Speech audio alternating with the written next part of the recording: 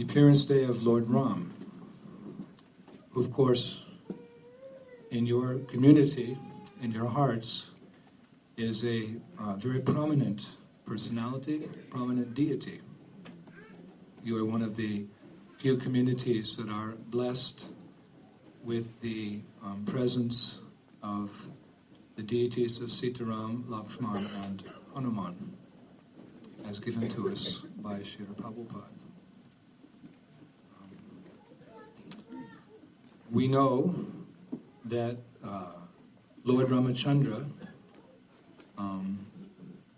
appeared in this world many, many millions of years ago to fulfill his promise as the Supreme Personality of Godhead, as he states in his Gita, Swami Bhagavan Krishna, to protect the pious, to annihilate miscreants, and to reestablish the principles of Dharma. In Krishna's own words, Paritranaya sadhanam vinashaya chaduskritam dharma samstapanartaya sambhavami juge juge. Actually, this verse is always on the lips of every preacher in Krishna consciousness because it's one of the fundamental verses of the Bhagavad Gita, which reveal to us the mystery of the Lord's appearance in this world.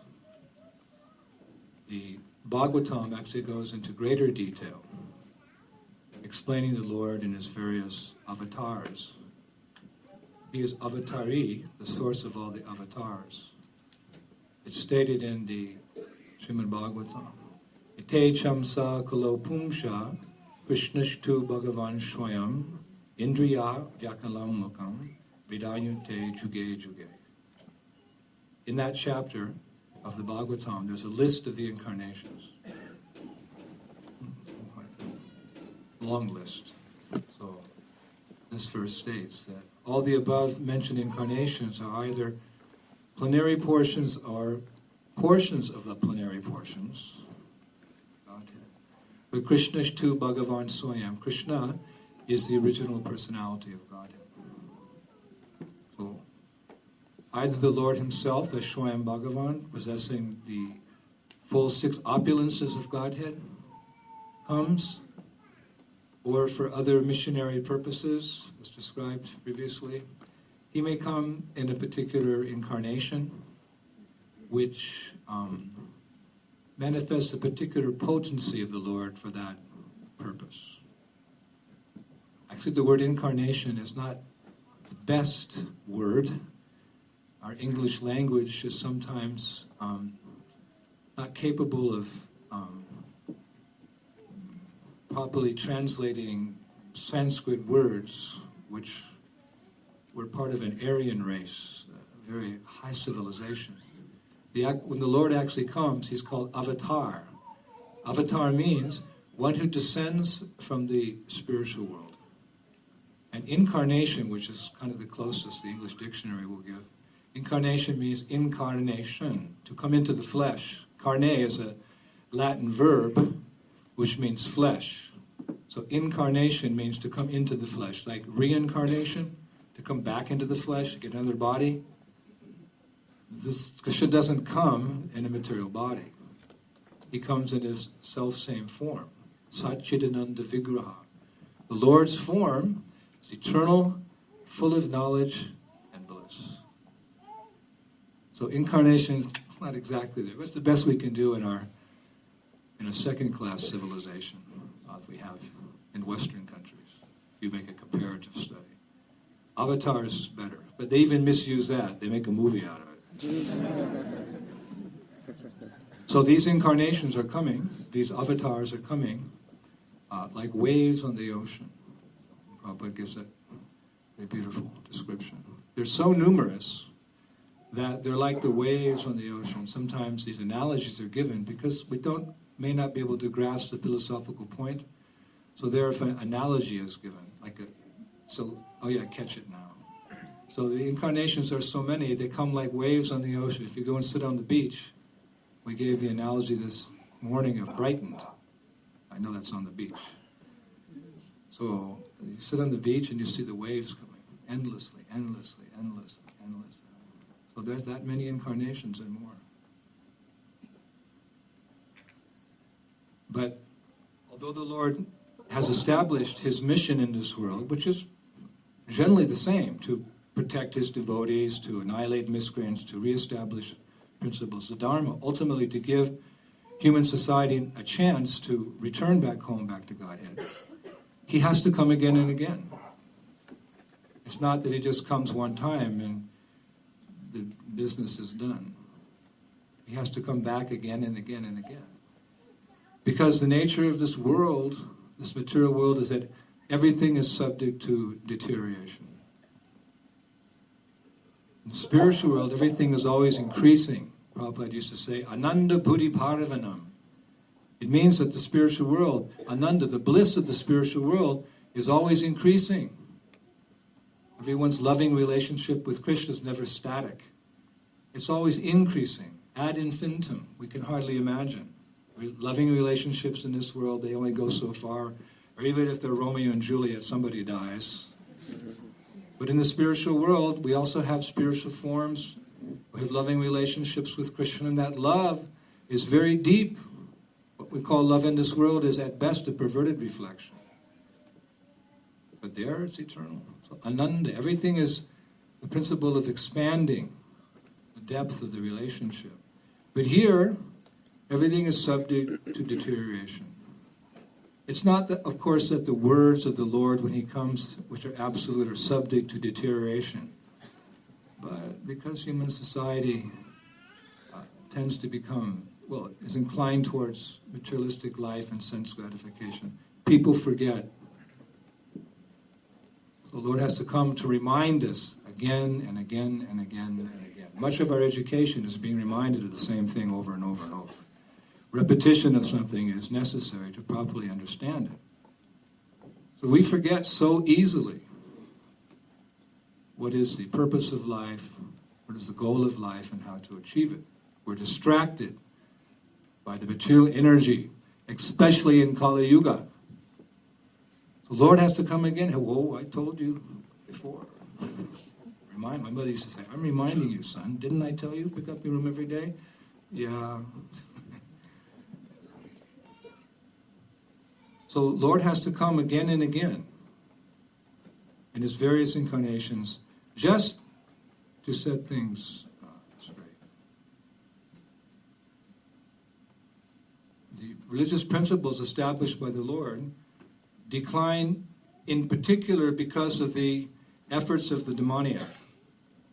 They're adverse to the Lord. So where there's religious principles and pious people, sadhus, saints, and rishis, agitates the asuras. Padma Purana describes there's two classes of men in this world, the divine and the demoniac. And whereas the divine are always working for the welfare of others, materially and most important spiritually, there is a class of men who think just the opposite. Their pleasure is at the expense of others. They will even kill, maim, destroy in order to enjoy. It's difficult for us to comprehend because we are all devotees of the Lord. So we have been blessed with good fortune by Srila Prabhupada, and we naturally, like Prabhupada, want to share our good fortune with others. But there's a class of men, they're bent on destruction, so they can enjoy more than others. And so it happened that many millions of years ago, one great asura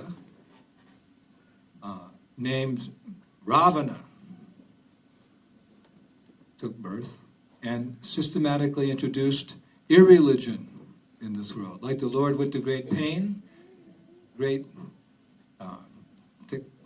pains to introduce religious principles. It's not easy to introduce spirituality in a material society that you may have experienced on the streets, being a preacher. So as the Lord introduces spirituality in the midst of material society, demons like Ravana systematically introduce irreligion. We have to Have we not experienced that in our own lifetimes? Communism was advocating atheism. Marx and Lenin were committed atheists. They introduced a very strange means of governing, completely axiomatically different than Vedic culture, where Lord Rama ruled as a perfect monarch, the perfect king, following the Vedic scriptures, especially the performance of sacrifice, which ensured material prosperity and spiritual prosperity. So, Ravana appeared, and he passed certain laws, like stopping the sacrificial fires of the sadhus. He actually passed a law like that. Like sometimes they pass laws that our chanting of Hare Krishna is disturbing society. It's, in France, they used to call it, when they would catch us on the streets, they would fine us for noise pollution. You're polluting the atmosphere with your singing. Sir, we are singing names of God, but it is disturbing the people. It's disturbing. This is noise pollution. At one point I had 5,000 francs in penalties because of this great sin of chanting God's name. He cut down the sacred trees like banyan, pipal, ashok, mango, just to cause distress to the devotees. He polluted sacred rivers like the Ganges, the Jamuna, the Saraswati, the Narmada. He forbade worship of the Lord. He terrorized Brahmins and cows. And being extremely powerful, no demigod or man could oppose him. He was so powerful. Just like we see great devotees appear by the grace of the Lord, we also see great demons appear, because this is the world of duality. Up and down, black and white, yes and no, boy and girl, devotee and demon. Of course, the mass of people are innocent. They're just being misdirected sometimes by persons who have selfish interests.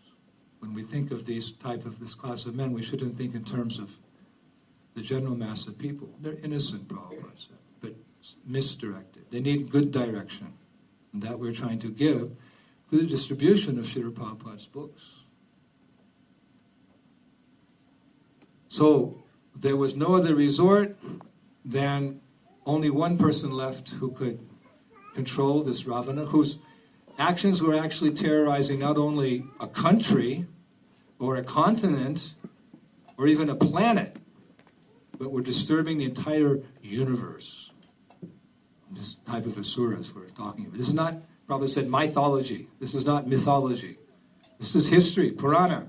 Purana means the ancient history of the world. Mahabharata means the greater history of India. These are histories which have been recorded down to the eons of time.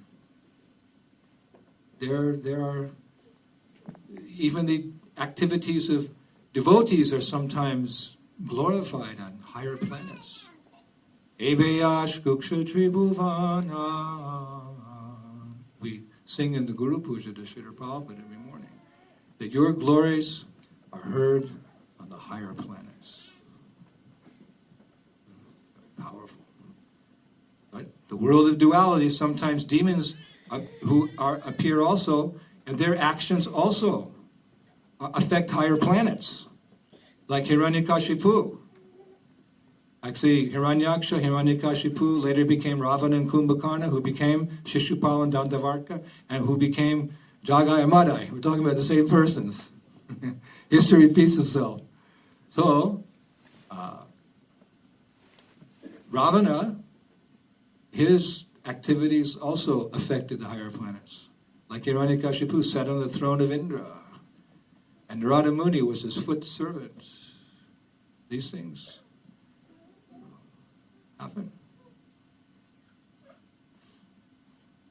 Therefore, Lord Vishnu had to descend.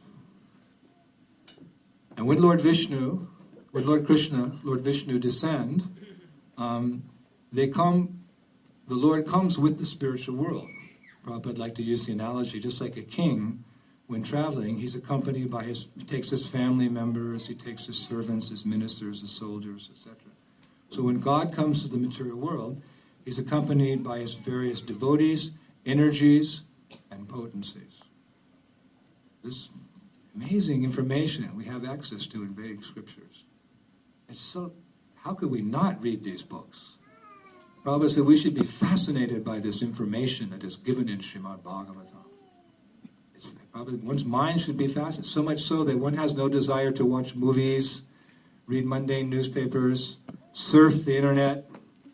One is so satisfied hearing these details of the spiritual world which no one else has access to outside of the great literature of ancient India. So much so that one just becomes totally absorbed. By hearing and chanting, one comes to the stage of Krishna Shmaranam, remembering. If you hear long enough and dutifully enough, then naturally you think of these things. It becomes second nature. Whatever your mind is absorbed in, that will be the source of your meditation. So when the Lord came, he also came with Goddess of Fortune, Sita Devi. Krishna comes, and Radha comes. Radha and Krishna appeared in Vrindavan 5,000 years ago. But whenever the Lord comes as an expansion, a Vishnu expansion, Narayan, Radha also accompanies him in the form of Lakshmi Devi. Because Radha is Anapayini. Anapayini means she who is never separated from Krishna. Maybe they're separated, but they're in constant thought of each other. The mood of separation, that is their union. Vipralamba. So Anapayini. Radha is never separated from Krishna. So when Krishna comes, Radha expands as a goddess of fortune. And that is Sita Devi. So Ram came and Sita came. Radha came in the form of Sita in the pastimes of Ramachandra. And together they perform pastimes to attract the living entities back to the spiritual world. This is the subject matter of Ramayana. If you read that Ramayana, you cannot help but be attracted to the pastimes of the Lord. There we find heroism, we find love, we find intrigue, we find politics.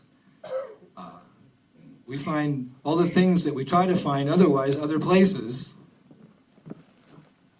But if you read Ramayana, Mahabharata, then all your curiosities, all your desires will be fulfilled. So you hear of the loving pastimes of Sita Ram. It's the perfect, idyllic love story, without any material inebrities.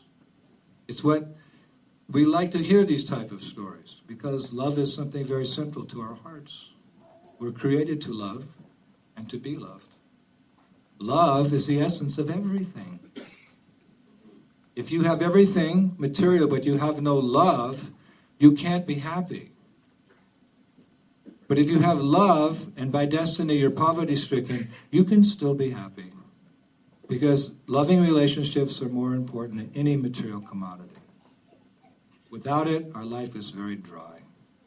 But even that, again, is a perverted reflection of the Adi Rasa, our original loving relationship with Krishna. The love we need. And we always want to hear about it. So many songs about it. But not this divine love. This is actually what we're hankering for, divine love. So when we hear the Ramayana, we hear about the transcendental nature of Ram and the transcendental nature of Sita, and how there's no mundane loving relationship there, like boy and girl in this world. It's not like that. The relationship between the Lord and his consorts is nothing mundane. How could it be? They have transcendental forms. They don't have material bodies which are the product of lusty desire. So how they can understand? How do they know? Of course they know, but they have spiritual bodies, spiritual senses, spiritual emotions. like, not a perfect analogy, but that is of young boys and girls before they reach puberty. They don't know what is sex desire, because the body has not developed to that stage where when those desires become manifest as a result of one's previous lives. They don't know. It's the innocence of childhood. They relate like friends, but there's nothing sexual because the body has not developed in that way. That comes later in life, and one struggles the rest of one's life with that. It is lust only, Arjuna, which is the all-devouring sinful enemy in this world. So how could the Lord and his consorts be engaged in anything mundane because their bodies are purely spiritual? We should never think of the pastimes of Sita and Ram, Lakshman and Narayan, Radha and Krishna to be anything mundane. They're all transcendental. Once, Uma, one name of Parvati, the wife of Shiva, saw Lord Shiva chanting and dancing in ecstasy. She said, Prabhu, what are you chanting? I am chanting the names of God. I'm chanting the names of Ram. So Uma said to her husband, Shiva, where I can see this Ram? Oh, Shiva said, right now he's in the Dandakaranya forest. So she went there by her mystic powers. She went in disguise form, just as Ram was looking for Sita. Sita had been stolen by Ravana. So he couldn't find her. So he was lamenting, he was crying in separation. So Uma came back to Kailash and said to Shiva, why are you so interested in this Ram? He's just lamenting like any mortal. And Shiva said, no, you don't understand. This is not lamentation. He's feeling some very deep spiritual emotions being separated from Sita. So Uma was trying to catch the point, but she said, I'll go back and look again and I'll see. So she went back and she assumed the form of Sita by her mystic potency, and she hid behind a tree. And when Ram passed by, she stepped forward, but Ram didn't even notice her. Because he's only attracted by the original, true, genuine form of Sita Devi. So suddenly Uma realized he was God. Because he's only attracted to the original, pure form of Sita. So she went back to Shiva, but when she approached him, she's the wife, Shiva addressed her as mother. Oh, Mother Uma. Why are you calling me mother? I'm your wife. Because you stood in front of my Lord as his wife. So therefore I'm calling you mother, because you appeared like Sita, so Mother Sita. So Uma was so upset that her husband was calling her mother, not Devi, wife, that eventually she committed sati, thinking of Shiva, and took birth as the daughter of the Himalayas, Parvati. So she made the mistake of thinking that Ram was something material, but no, she could understand that he was completely transcendental. He could not be fooled. He was always attracted to his Ladini Shakti, internal pleasure potency, the goddess of fortune, Sita. So Sita and Ram pastimes are not mundane, they're the divine couple, and Sita's beauty is completely transcendental. Nevertheless, it appears that she attracts the attention of both the devotees and the non-devotees alike. The devotees appreciate Mother Sita for her chastity, her transcendental beauty, her virtues, but the demons only appreciate her beautiful form through their own lusty desires. It is said that a hungry tiger sees a woman as dinner. A lusty man sees a woman as an object of his enjoyment. And a saintly person, sees all women except his own wife as mother. different visions. The tiger is looking at the lady, the lusty man is looking at the lady, and the sadhu is looking at the lady, but they all see differently according to their consciousness. So when we hear about Sita, we become enlivened and we want to chant her transcendental glories. But the demons, they cannot appreciate, they're not educated in transcendental knowledge. They think of the Lord as something mundane, they think of his consorts as something mundane. And thus the greatest demon that the world ever saw, Ravana, wanted Sita as his wife. That's how he saw the goddess of fortune.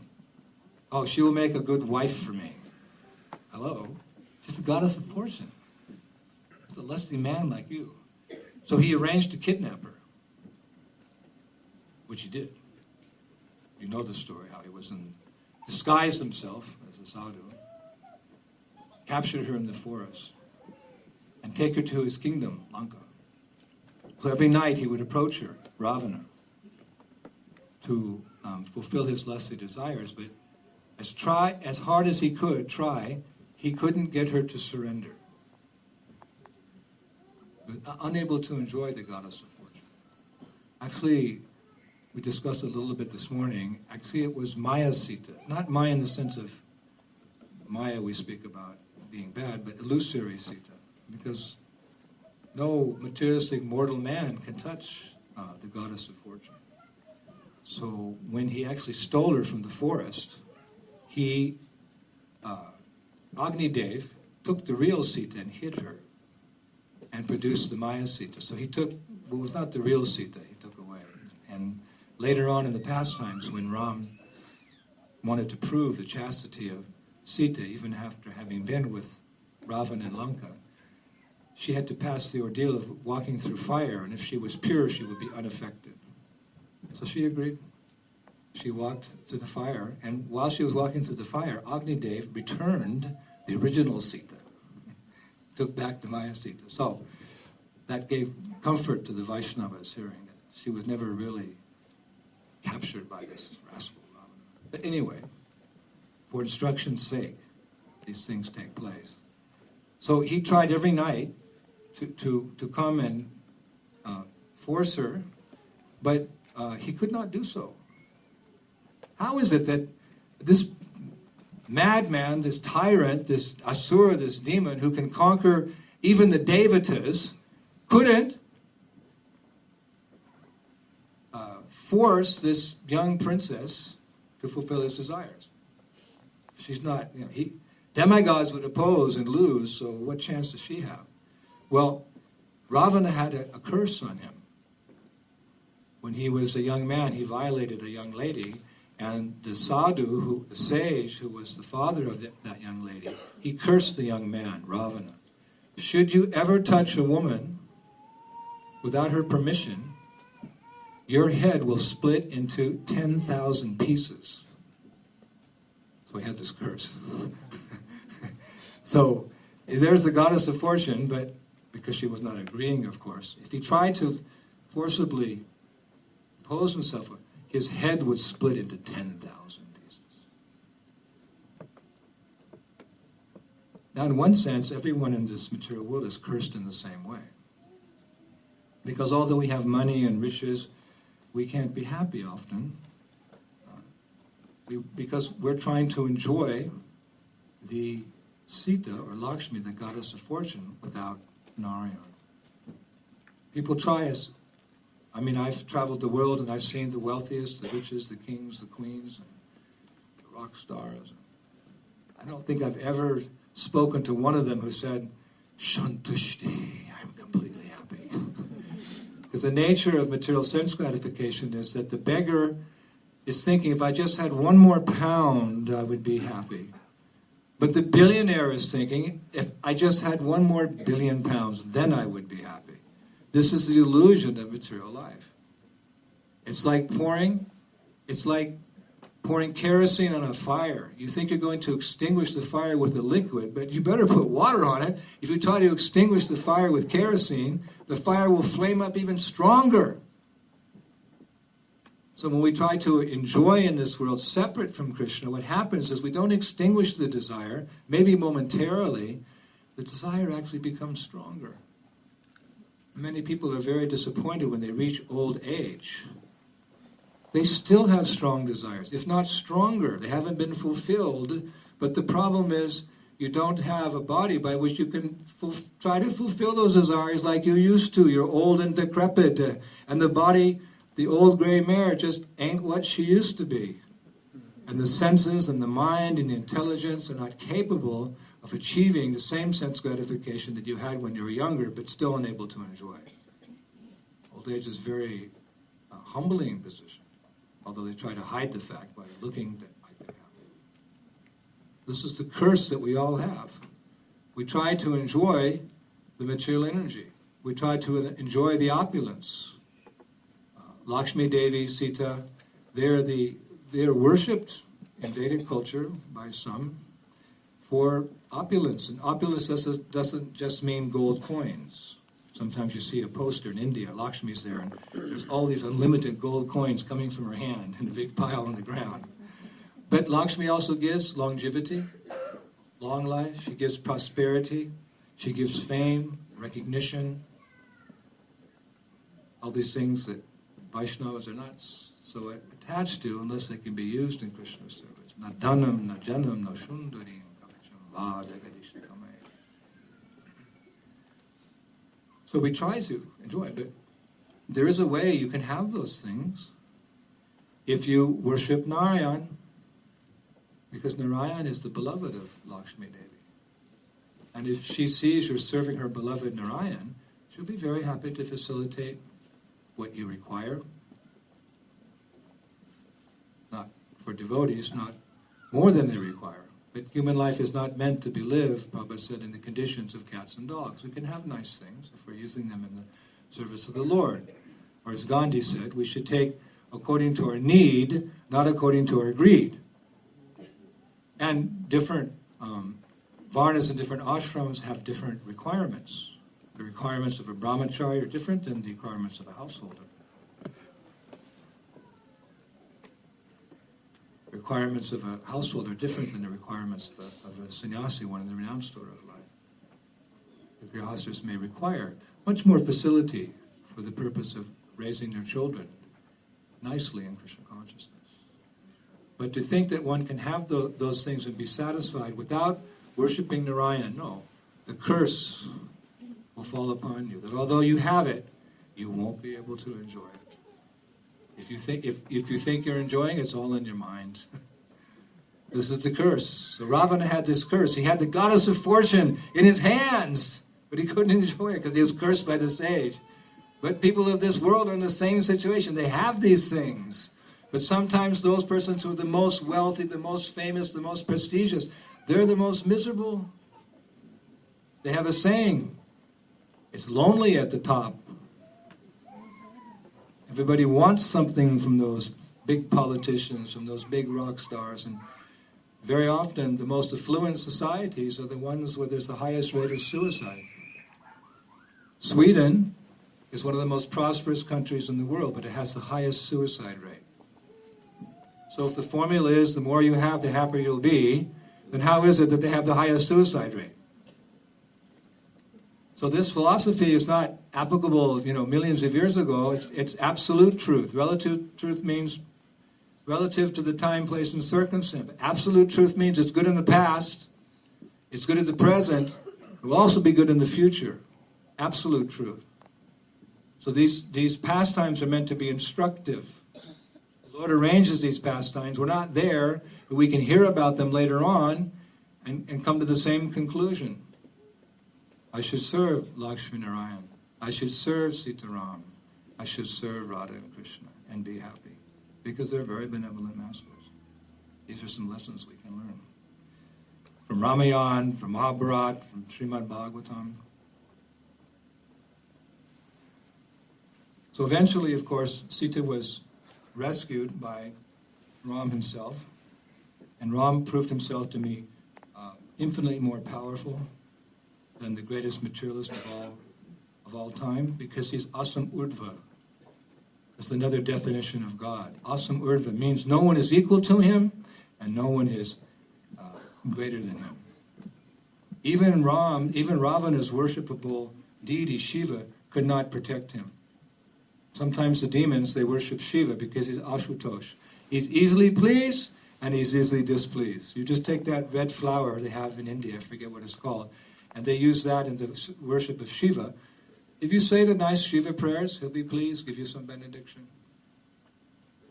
He awards those who worship him, he rewards them with their fulfillment of their material desires. That's why devotees don't worship Shiva as a demigod. We do worship Shiva as a devotee, because Bhagavatam says, Vaishnavanam yata shambhu. Of all the devotees, Shiva is the best. He's the best devotee. Because he's always remembering Lord Shankarshan in his mind. And he takes on a very difficult service. The mode of ignorance. And all the ghosts and the bhutas and rakshasas, they're all attracted to him. What a service. Being surrounded by those type of people. But because he's Vaishnava, he gives his association, and they turn into Vaishnavas as well. So therefore he's greatest devotee. Devotees distinguished from other classes of transcendentalists by his mood of compassion. We have many similarities with our brothers, the Tyagis and the Yogis and the Rishis. But the distinguishing factor is the devotee's mood of compassion. As the Lord displays compassion, so do his sons and daughters. Like father, like son. Vaishnavas are always engaged in the welfare of other living entities. So we also worship Shiva. We have our Shivaratri. Mahaprabhu, Chaitanya Charitamrita is full of pastimes of Mahaprabhu visiting Lord Shiva's temples, so many places. But we have the proper understanding. Shiva is also one of the 5 personalities who grants the Vaishnava entrance into Braj. You can't just go to Braj in a car or a train. You can go, but you may not be there unless your consciousness is correct. We enter into Braj, the real mood of Braj, service to Krishna, with the grace of Govardhan, Yamuna, Vrindadevi, Shiva, like this. These personalities, there are many prayers to them to allow us to enter into the mood of Vrindavan. So this is how we see Shiva. But he was worshipped by Ravana because he also fulfills these desires of these demoniac persons. So during the final battle where Ram was engaged in a fight with Ravana, Parvati was sitting on the lap of Shiva in the higher planetary system, and they were watching the battle. So Parvati says to Shiva, my dear husband, this Ravana, he's your great devotee. Why don't you save him from Ram? So Shiva said, what can I do? Raki Krishna Mari Ke, Mari Krishna Raki Ke. Krishna wants to kill someone, who can save him?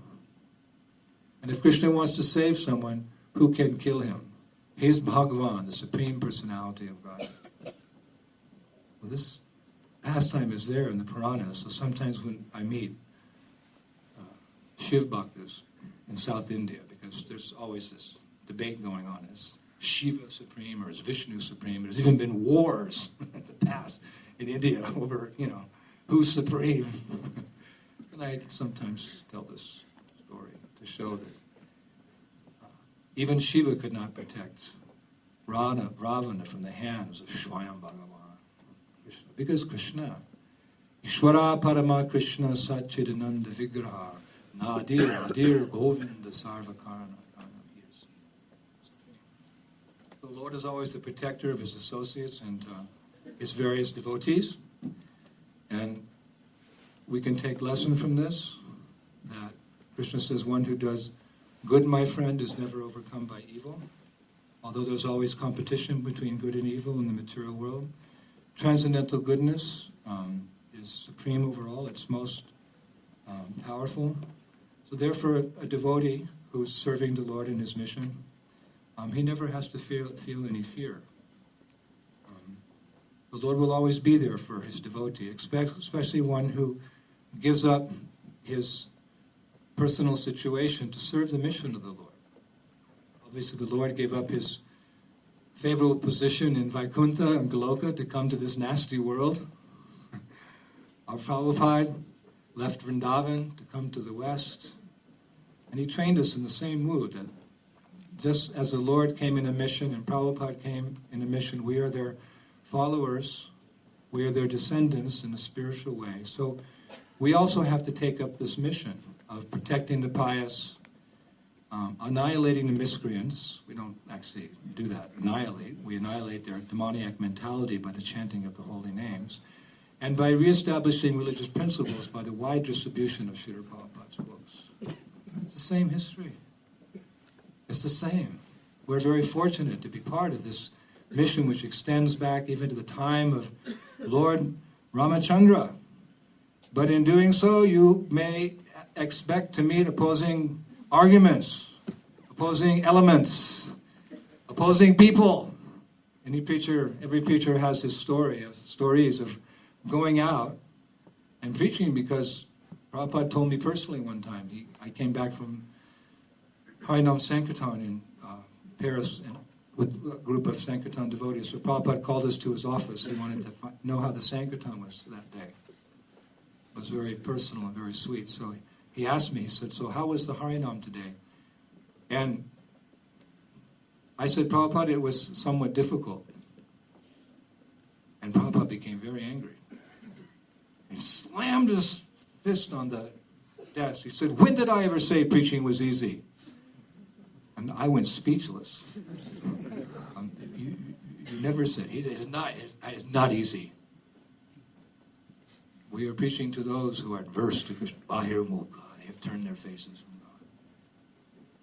See, but Krishna is very kind. He will reward you. Said, so, any stories?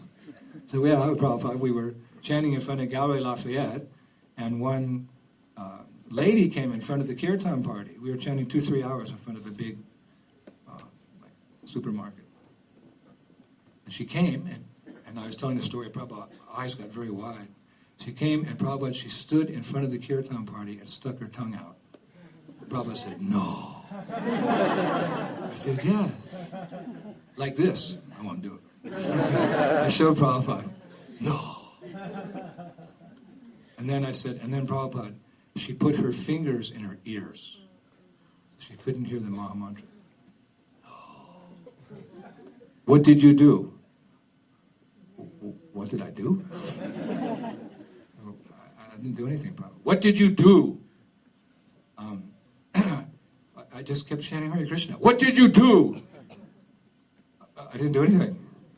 You should have gone up to her and pulled her fingers out of her ears and chanted very loudly, Hare Krishna, Hare Krishna, Krishna Krishna, Hare Hare, Rama, Hare Rama.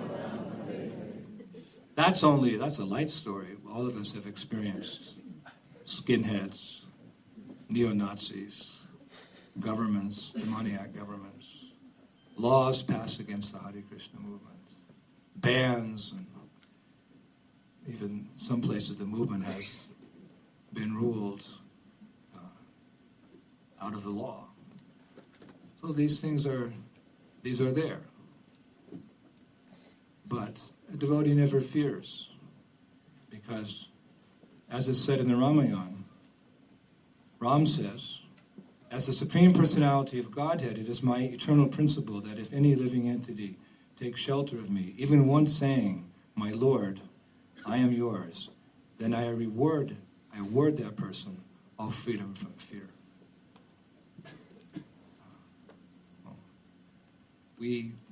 To be servants of Ram isn't just having the deity in the home and cooking prasad and changing the dress.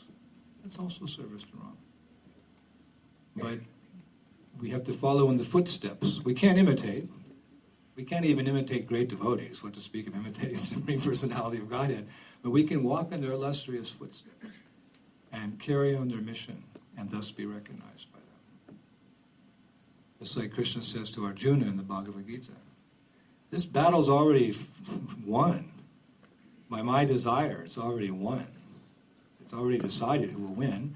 You simply fight on my behalf. And you take the credit. Of course, we don't want the credit. The only reward we want for our service is more service. That's what it's all about. Every day we're chanting, Hare Krishna, Krishna Krishna, Hare Hare, Hare Rama. What are we saying? Just a mantra, a mechanical mantra we're repeating in order to finish our rounds? It's a prayer of the heart.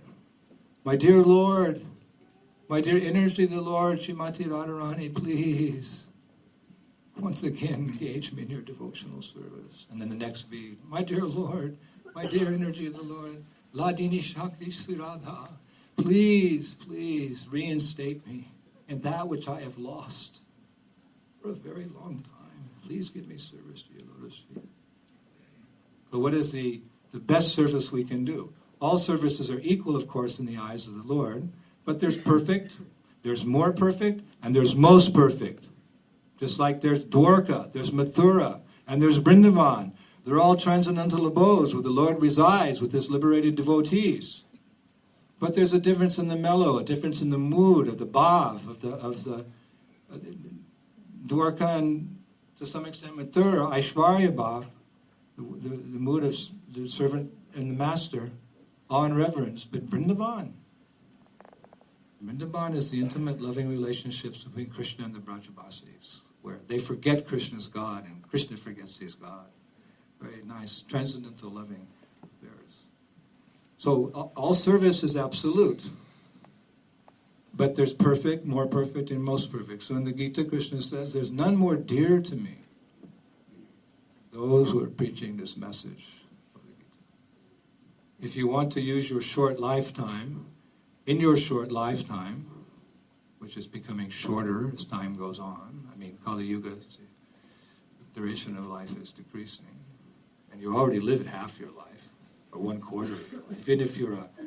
Even if you're a guru kuli, even if you're a coolie, hey, you've already lost 30% of your life, 1/3 of your life. So, if we want to perfect our lives, then our ears should perk up. There's no service dear to me, Krishna says, than those who are helping me preach this message of the Gita. And to each his own, everyone has a certain ability. Preaching can take variety of forms, even assisting the preaching. It's like you get same benefit. It's like on Govardhan Parikrama, when the man, you see the villagers come, and the man does a Dandabat Parikrama around Govardhan. It takes some time. I think Bibi Govindamars did it in 2.5 weeks with Madhava, Satyananda Swami. They were going fast.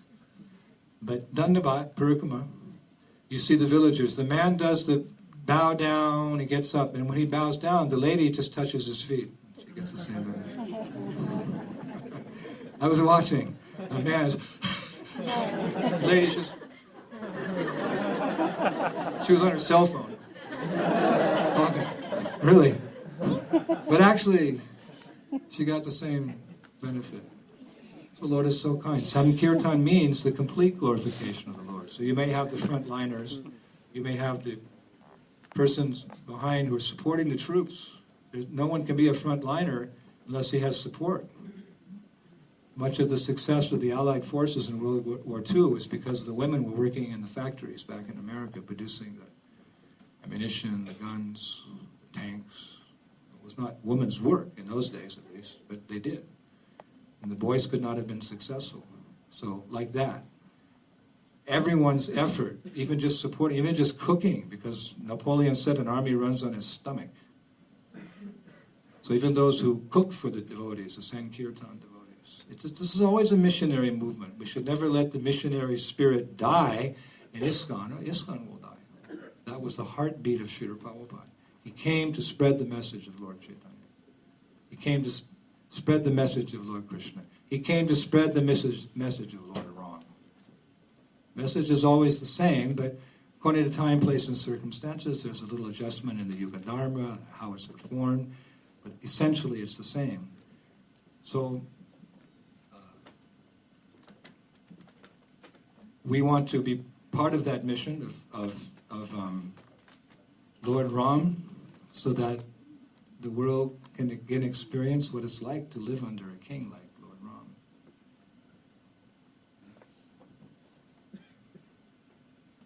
So let us serve the International Society for Krishna Consciousness with all our hearts and our souls, and thus be part of this eternal Leela of the Lord.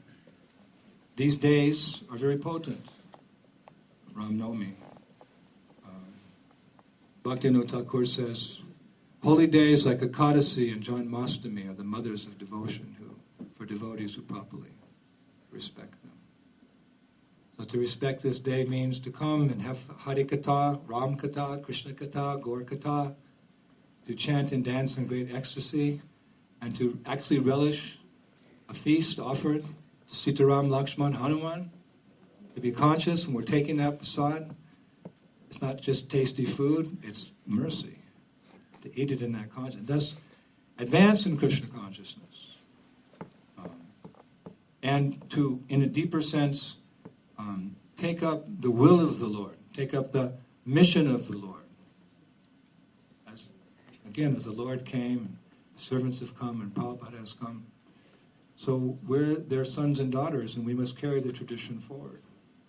And we must, in one way or another, assist in this paritranaya sadhanam vinashaya dharma sambhavami. Don't let it die out.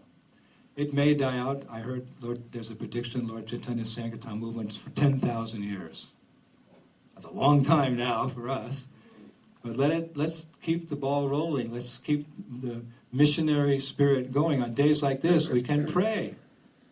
Prabhupada told us one time in New York, he said, you cannot approach my spiritual master. He is such an important personality. You approach him through me. He said, but I give you permission. On his appearance day, you can directly ask him for some mercy. Of course, that's also Prabhupada giving his blessings, not going over. But I thought that was very interesting. And then Prabhupada said the grandfather is sometimes more merciful than the father. So we can ask Lord Ram, we can ask the goddess of fortune Sita, we can ask Lakshman, we can ask Hanuman, he's a favorite, to please bless us with service to the lotus feet, that we can continue their missionary movement in this world to protect the devotees, to uplift the devotees, to enliven the devotees, and dispel of these asuric demons, little Ravanas, little Hiranyakashipus. They can't compare, but they're also disturbance. There's also disturbance, and we can defeat them not with gada and sword, and we can defeat them with the Maha Mantra, Hare Krishna, Krishna Krishna, Hare Hare, Hare Rama, Hare Rama, Rama Rama. And we can uphold dharma by giving people knowledge. What is this great culture of Krishna consciousness? By the wide distribution of Srila Prabhupada. It shouldn't just be an historic phenomena that books were distributed at a certain time in the history of the movement. Books should always be distributed. Kirtan parties should always be going out. Festivals should always be taking place. And innovative ways of preaching should also be going on. Prabhupada told us, tax your brains how to spread this movement. Now we're using the internet. And the second generation's coming up and will take over in a few years. And various opportunities will come to you that even we, the first generation, cannot even imagine now. But utilize it all in the mission of Lord Ramachandra. Shri Ramnavmi Maha Mahotsava ki, Jai. Sita Ram Lakshman Hanuman ki, Srila Prabhupada ki, Jai. Worldwide ISKCON ki, Gaur Premanande.